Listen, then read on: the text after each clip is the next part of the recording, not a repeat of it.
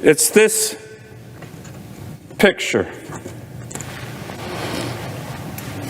Now, Mr. President, every president gives partisan speeches. Now, I don't think it's wise for every president to give the kind of partisan speech that President Biden gave on September 1 in Philadelphia, in which he vilified millions, tens of millions of his fellow Americans who don't agree with his administration's policies. Some of you may have seen that speech. The president told the country that many of his fellow Americans, all of whom are Republican, don't, quote, respect the Constitution, are destroying American democracy. He gave this speech against a blood-red backdrop, fists clenched, look at him, yelling that millions of his fellow Americans embrace anger, while he embraced anger in his speech, and chaos. This president who continually issues lawless executive orders like shutting down Anwar in my state, his $500 billion student loan bailout, then says that Republicans are, quote, against the rule of law. He went on, the insults, very partisan, somewhat deranged, attacking tens of millions of his fellow Americans. Now look, presidents do that. I don't think it's a good idea. But here's the thing about this speech, Mr. President. To make matters worse, look at this. He did all this, a clearly partisan speech, while being flanked by 2 active duty Marines as his political props. Look at that. Look at that. In my view, a sickening abuse of authority from a commander-in-chief who's never served in the military. I think he got 5 Vietnam deferments, and knows nothing about the Marine Corps' ethos of honor, courage, commitment. Remember when General Milley, the chairman of the Joint Chiefs, and was chairman under President Trump as well, released a video where he apologized for standing beside the president and then President Trump when that could have been perceived as political. This is what General Milley said. I should have not been there. My presence in that moment and in that environment created a perception of the military being involved in domestic politics. I thought that was a good speech by General Milley. He made a mistake, he apologized, and that was the right thing to do. Mr. President, this is much worse. This is much worse.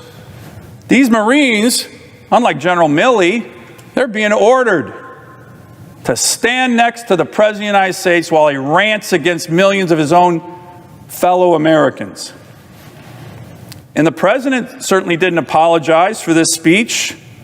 In fact, when criticized by both Democrats and Republicans for the politicization of the military with these Marines propped up next to him, the Biden administration actually doubled down in terms of their use of these 2 active duty Marines as political props in a very partisan speech. Here's what the spokesperson at the White House said. Quote, the presence of the Marines at that speech was intended to demonstrate the deep, abiding respect the President has for these service members, to the ideals and the unique role of our independent military plays in defending our democracy, no matter who is in power. This is Orwellian doublespeak. What a bunch of nonsense. Here's the fact, Mr. President.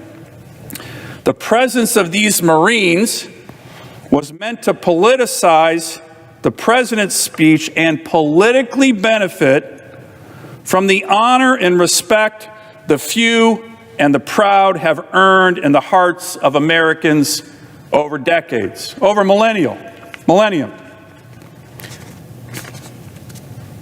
This should disturb every single American, whether you're a Democrat or Republican. This was just wrong. Let me provide another example of the politicization of our military by the Biden administration. Now, this is something Hasn't gotten a lot of attention. Some people are like, hey, it wasn't really a big deal. I actually think it was a big deal.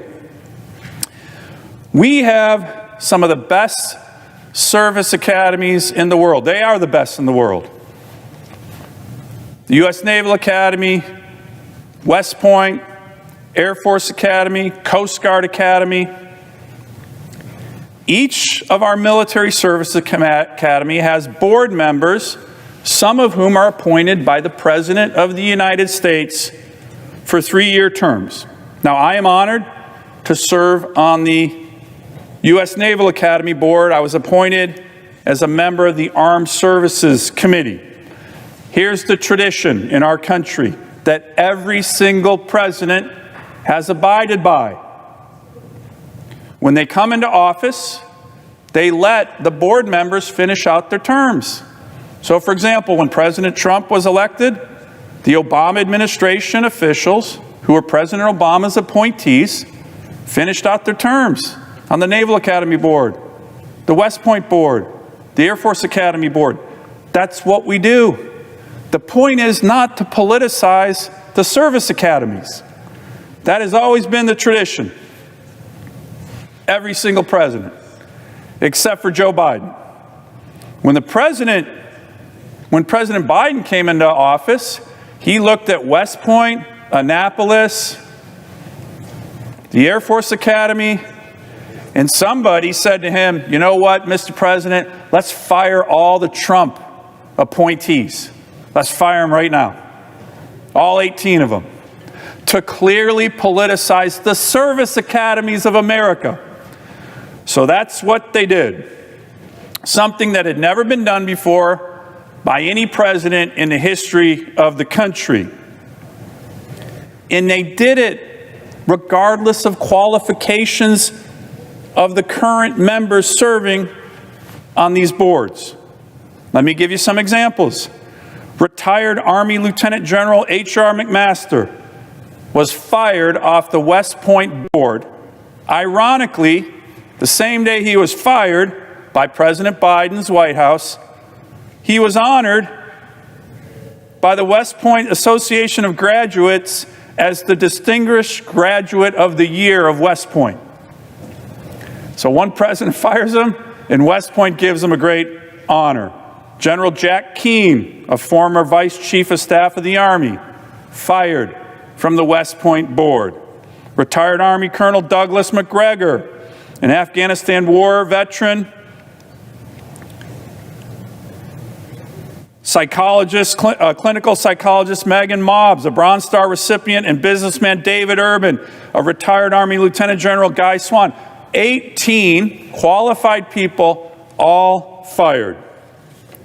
The politicization of the service academies of America was undertaken by this administration. First president, first White House ever to do it, all fired by Joe Biden and not allowed to fill their terms.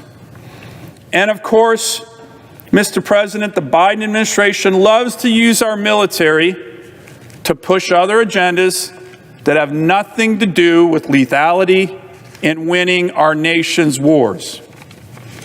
Many, many examples. Let me give you just a couple. From the beginning, issuing executive orders, not focused on how we have a stronger military, but using taxpayer dollars to establish a committee within the Pentagon to do what ended up being witch hunts on so-called extremists in the military, of which, when they came back with their report, they said they had actions of 0.005%. They also issued executive orders to use taxpayer dollars to mandate transgender transition surgeries for active duty soldiers. Importantly, they become non-deployable when that happens. So, Mr. President, back to my original point. No one in senior positions in the White House or the cabinet, with the exception of Secretary Austin, has significant military experience, and on so many of these issues, there's no adult in the room.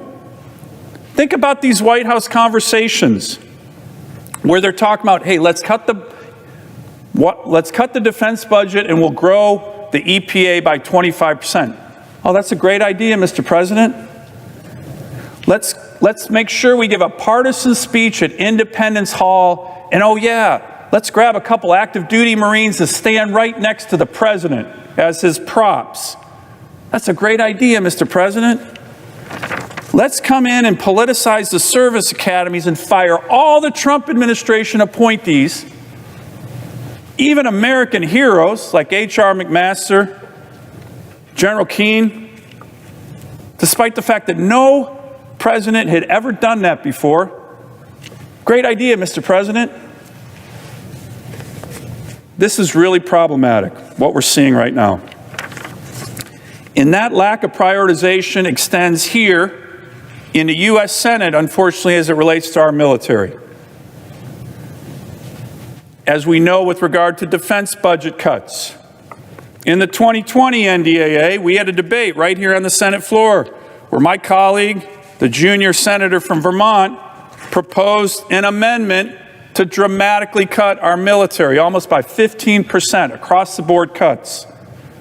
He even actually wrote an op-ed in Politico. Remember, this is when the Democrats were pushing defund the police. Here's the op-ed. It actually is called Defund the Pentagon, the liberal case. I'd like to submit this for the record. Without objection. So that was the liberal case, defund the Pentagon. Junior senator from Vermont wrote that. The majority leader put out a tweet saying he was a proud supporter of the defund the Pentagon amendment. That's right here on the Senate floor. And of course, Mr. President, there's the National Defense Authorization Act, the #1 bill that focuses on national defense for our nation, that passed out of committee, the Armed Services Committee, in June in a very strong bipartisan vote, 23-3, passed the House in July. We'll have pay raises for our troops so the Army doesn't have to tell them to go line up for food stamps because they're hungry. And we need to bring it to the floor right here. So what are we doing? As far as I can tell, the majority leader doesn't want to bring up the Defense Authorization Act until December. That's why I joined a letter led by Senator Tuberville, who I serve on the Armed Services Committee with, signed by 20 of my colleagues, to say to the majority leader, Mr. Majority Leader, we have a dangerous world right now. Bring the NDAA to the floor. It's going to pass. It's got great support. By the way, Mr. President, I know the Democrat senators feel this way too on this topic. So we need to get this body back to what's important for our country. Bolstering our economy, fighting inflation, bringing down energy costs, unleashing American energy, and definitely passing the legislation that funds our military, that provides pay raises for our troops during this very dangerous time. So I ask again the majority leader to bring the NDAA to the floor. We need it. And I call on the president and his administration, the president of the United States, the commander-in-chief, to truly prioritize our military and their families. And that begins with putting an end to using them in a disgraceful way as political props for your partisan agenda. I yield the floor.